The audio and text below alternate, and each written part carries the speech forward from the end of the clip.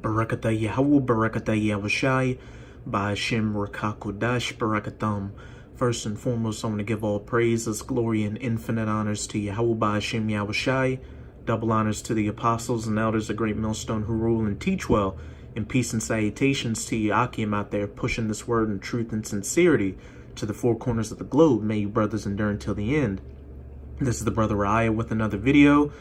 And this is going to be another video putting fire under Esau's ass, because you brothers can clearly see this truth is getting to these Edomites, the so-called white people.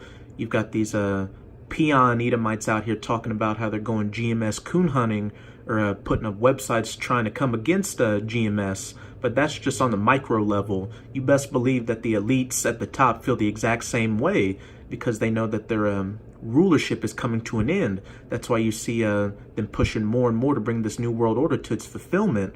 2019 has been deemed the year of the Charagma, and we know that once that Mark of the Beast microchip implant is mandatorily implemented, that's a wrap. So brothers, we truly are in the last seconds of these last days, so we should be pushing this word as hard as we possibly can. But the article I'll be reading from is on activistpost.com, and the title reads, America at War.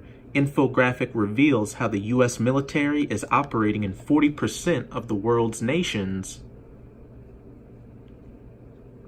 Earlier this month, NBC reporter and analyst William Arkin ended a 30-year career as a journalist, announcing in a scathing letter, Democracy Now! Reports, that he would be leaving the network.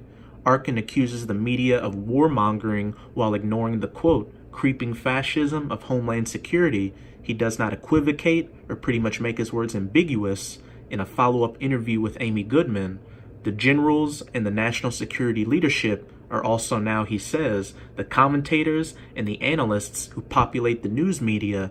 Arkin himself is a former Army intelligence officer, so you can clearly see that there's a bias in the mainstream media. It's propaganda when you've got generals and those in the national security leadership commenting on the wars that the U.S. is fighting. They're clearly going to paint a good picture of it because that's how they make their bread.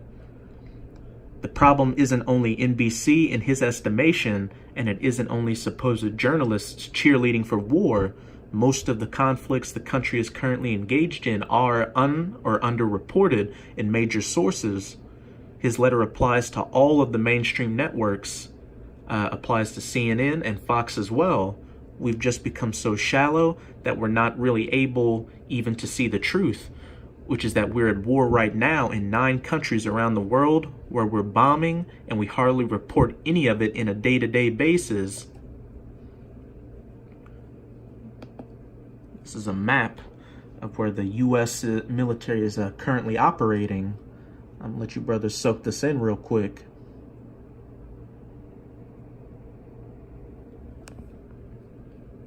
This is Job 9:24. The earth is given into the hand of the wicked. He covered the faces of the judges thereof. If not, where and who is he? And that's the Most High being sarcastic, because you should clearly be able to see who the earth has been given into the hands of. Esau, Edom, the so-called white man, who is that wicked spoken of in Job 9:24. And it's further expounded upon in Malachi 1 verse 4. Whereas Edom saith, we are impoverished, but we will return and build the desolate places. Thus saith Yahawah of hosts, they shall build, but I will throw down, and they shall call them the border of wickedness. So wherever Edom sets up shop, wickedness follows.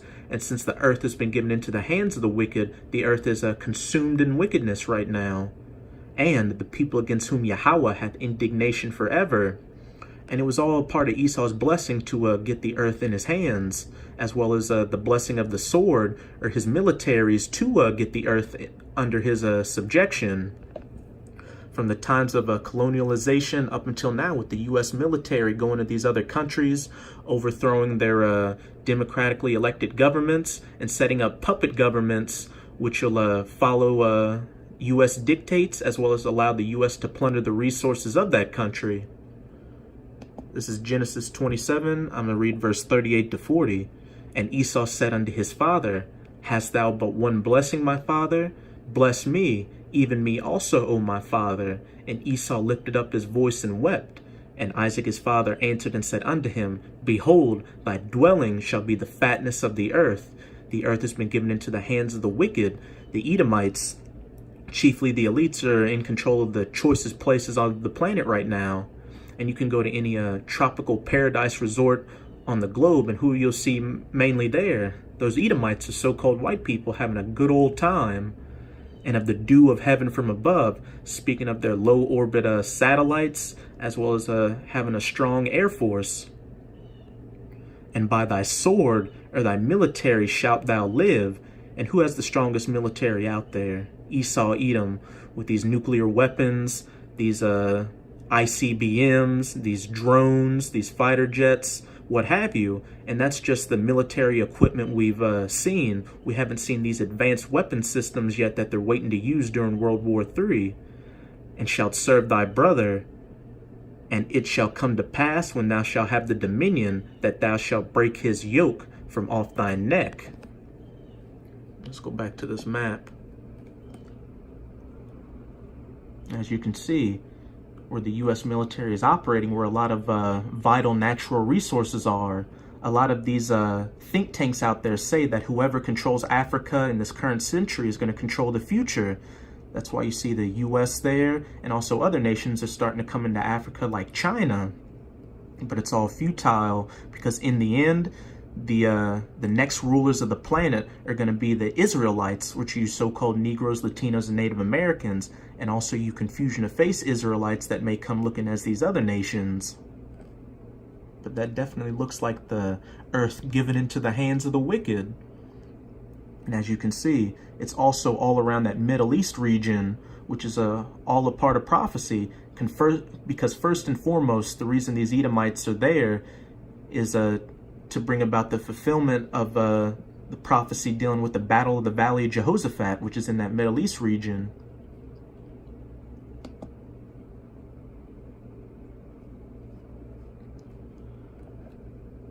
This isn't the case with independent media organizations like Democracy Now!, The Intercept, or Air Wars. Secular and religious refugee relief organizations like the International Rescue Committee, World Relief, or Muslim Global Relief are paying attention. Many of these organizations are non-US based or connected to the civilian experts Arkin says once appeared regularly in the national media and represented opposing views. People who might be university professors or activists, or experts who are associated with think tanks. Air Wars, affiliated with the Department of Media and Communications, Goldsmiths University of London, has monitored conflicts around the world since 2014, with extensive coverage and records of alleged civilian deaths, military reports, and the names of victims. For a comparable US-focused deep dive, see the Costs of War project at Brown University's Watson Institute of International and Public Affairs. The project's website not only tracks the enormous economic costs of war in the Middle East and Africa since 9/11, but also tracks the human toll, as you can see in the video below. I'm going to play this video. The prolonged U.S. wars in Iraq and Afghanistan have been widely covered through the years, but their consequences, including the related violence in Syria and Pakistan, remain poorly understood. When Americans are asked about the human toll of these conflicts, they often think first of U.S. soldiers who have lost their lives or who are struggling with war injuries and trauma. But the true number of casualties is much greater.